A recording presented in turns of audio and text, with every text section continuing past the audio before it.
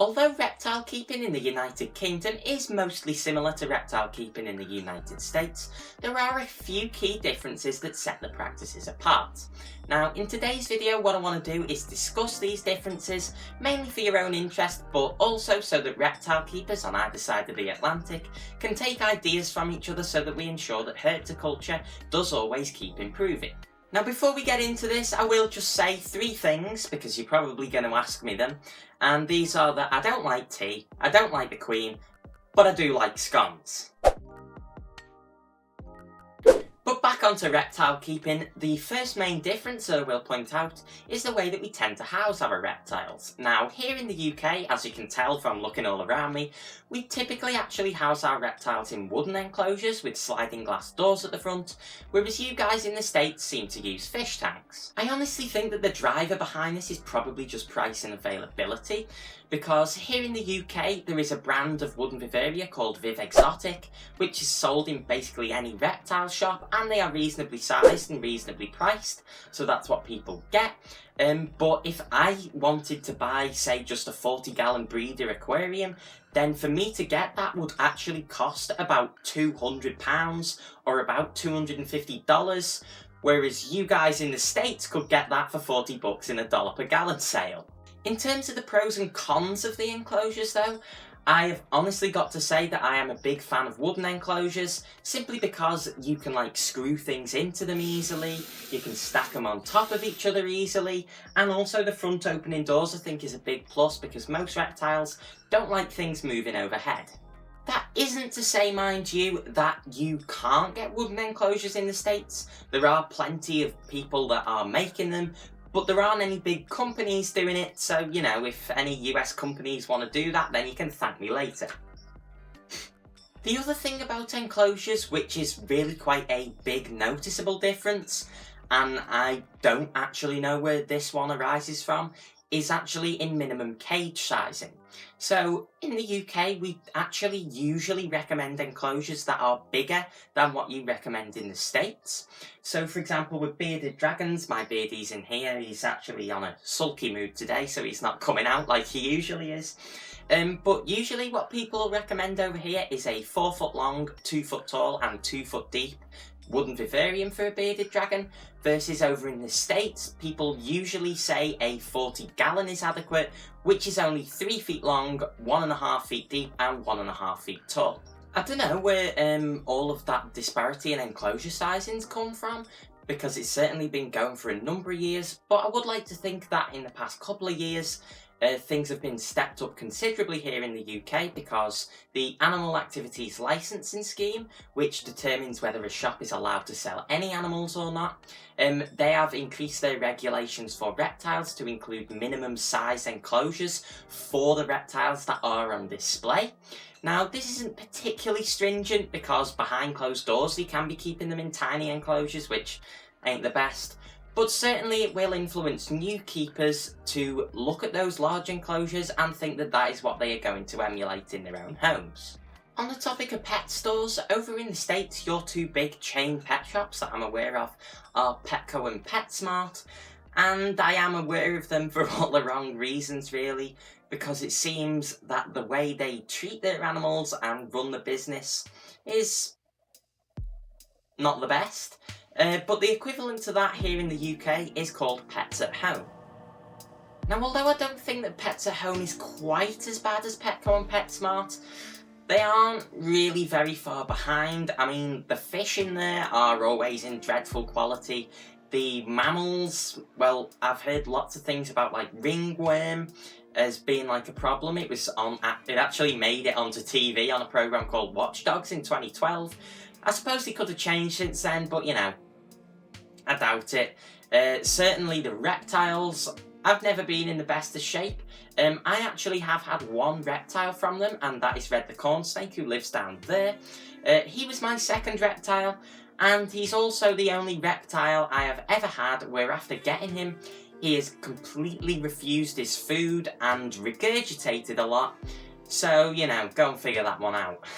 And just for the record though, Red is perfectly fine now. This was 2014 going on 15 when I got him, so he's a good number of years old now and he's perfectly healthy.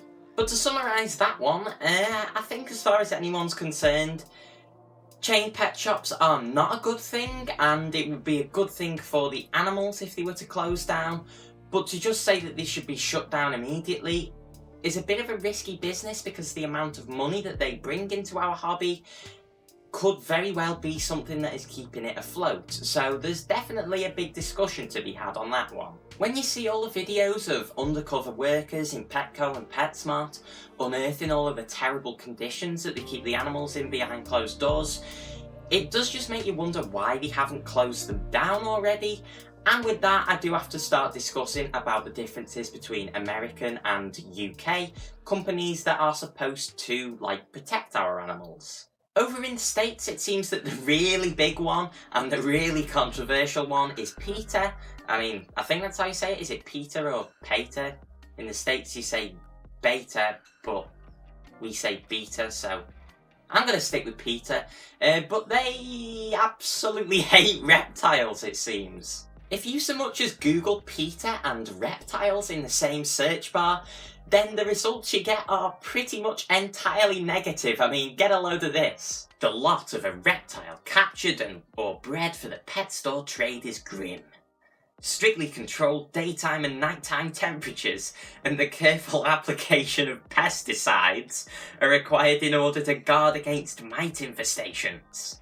They do make some very valid points about wild-caught animals and how people don't really understand how to keep their reptiles, but the whole layout of the thing is that reptiles should not be kept as pets at all, and they are just sort of wanting to completely ban the sale of them. This sort of general unnecessary hatred towards keeping reptiles was actually something that the RSPCA, or the Royal Society for the Prevention of Cruelty to Animals, upheld within the UK until a couple of years ago. What the RSPCA used to say to us in the UK was that reptiles have very specific care requirements, which is a statement that I agree with, and that these care requirements are the same as what the animal would be in the wild, which again, I do agree with, but they then said that that was a reason for not keeping them, which I don't agree with. As far as I'm concerned, all animals have specific care requirements, and those care requirements are based on what the animal would do in the wild, so I don't really see that that's a very good reason for not keeping reptiles in particular. The good thing I can say though is that the RSPCA doesn't actually say that anymore. I think they've recognised that us reptile keepers are going to keep reptiles whether they recommend it or not. So luckily they have actually produced some relatively good care sheets actually, and videos and stuff out on the internet now, so they are coming round to that, whereas PETA just seems to be living in the dark days of reptile keeping. I must stress though that there are definitely, like I say, valid concerns that PETA raises with reptile care, and these are things that we will have to work on. Now, I honestly don't think that these companies are ever going to wait, and the way that PETA absolutely hates reptiles, I don't think a bit of gentle persuasion is going to convince them that they're wrong. I think that the only thing that we really can do, or you in the States can do, is just make sure that you are keeping everything tip-top so that they can no longer say that and that they don't have leverage anymore to get rid of your reptiles. In terms of banning reptiles, I know that that is actually quite a common thing, that different rules are passed or wanted to be passed over in the States where you are going to lose the freedom to keep particular species. So I know that it wasn't a great number of years ago where I think Burmese pythons were going to be banned, and it's a very recent thing. I'm not sure how it's played out yet, but a ban on tegus and green iguanas down in Florida. Now, I could really understand why with PETA you would be very upset about that, because the way they portray reptile keeping, if they get the chance to ban one species, they're probably going to try and ban the rest as well. But once again, I do think that there are valid concerns with infestation of invasive species. But that's probably a topic for another video. What I want to talk about actually is the banning of reptiles here in the UK.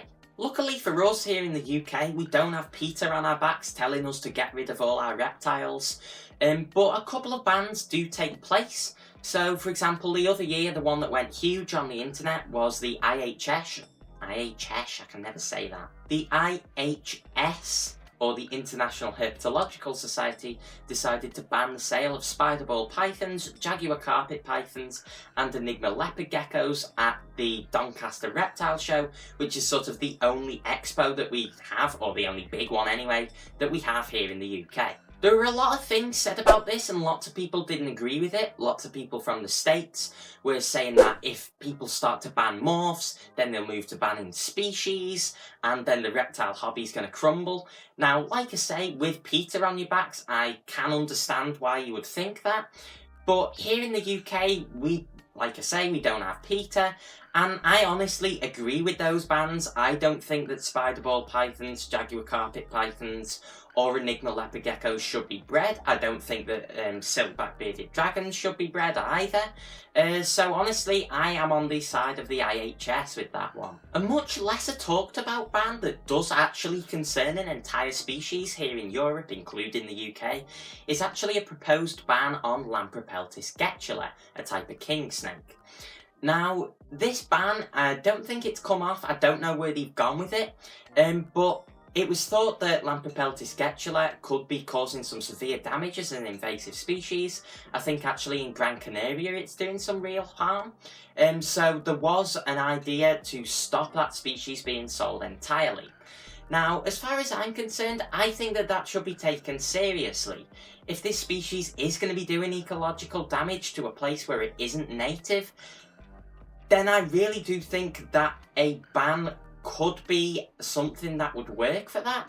I don't know the ins and outs of it and I haven't researched it fully. I'm not an ecologist, but I don't think that we as reptile keepers should necessarily be terrified of that straight off. And I do think that it's something that we should think about rather than just rushing to the conclusion that it is bad for reptile keeping.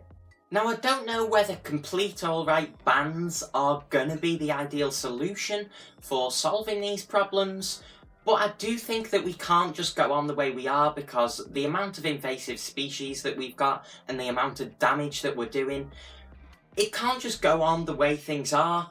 But again, whether bans are necessarily the best option for improving that, I just don't know. But anyway, moving away from those rather heavy topics, I do want to discuss some differences in feeder insects and other feeders.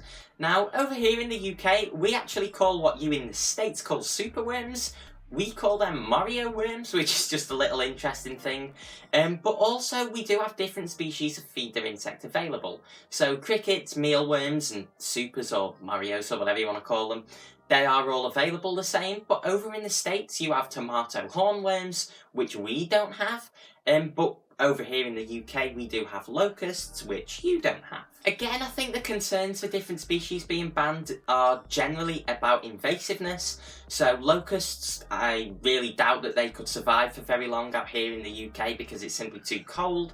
But over in the States, if you're living in like Florida or Texas or something and a load of locusts get out, that could be a bit of a problem. Thankfully nowadays, both people in the States and the UK almost exclusively offer frozen thawed prey items to the snakes and other carnivorous reptiles, but it does seem that offering live vertebrate prey seems to be more prevalent in America still. So you guys can go into a pet shop and buy feeder mice, feeder lizards, feeder guppies and things like that. But in the UK, we can't do that.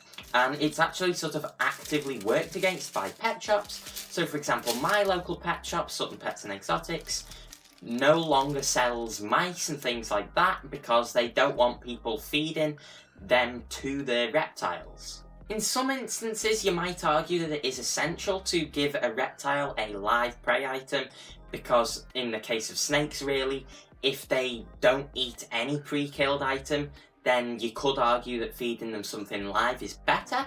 And I can definitely see that, but honestly, on the whole, I do agree with the notion that we've got here in the UK that live feeding of vertebrate prey is something of the past and that we should move on from that. One big difference in the markets of UK and US reptile keeping is actually the brands on offer. So the big brands, Exoterra and Zoomed, seem to be just as common and popular in the UK as they are in the States from what I've seen, but there are a couple of smaller brands that don't cross the Atlantic.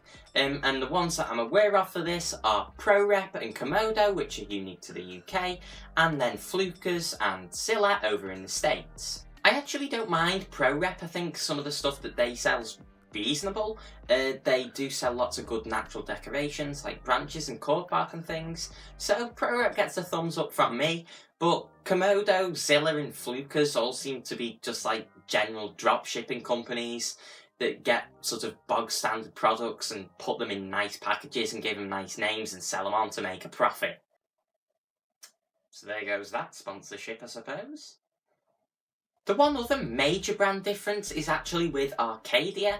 Now, you guys know that I'm a big Arcadia fan, and Arcadia is actually a UK company, so getting their stuff is really easy over here, but it is a lot more difficult over in the States, so hopefully they'll expand into that. Now, those are just a couple of the differences between herpetoculture in the UK and the US. I don't know how aware of those things you will have been. I mean, certainly for us in the UK, the differences probably everybody knows, because whenever you go online, the things that you see are typically from the States, so it's sort of more noticeable how we do things is quite different. But hopefully for my American viewers, which is most of you, you will see that actually the way that we do things isn't the same as you. But hopefully seeing these ideas has left you brimming with different thoughts about how you can improve reptile keeping on your side of the pond, and if it did, then please subscribe to the channel, because I've been JTB Reptiles teaching you how to follow nature's example, and I'll see you all in the next video. Bye guys!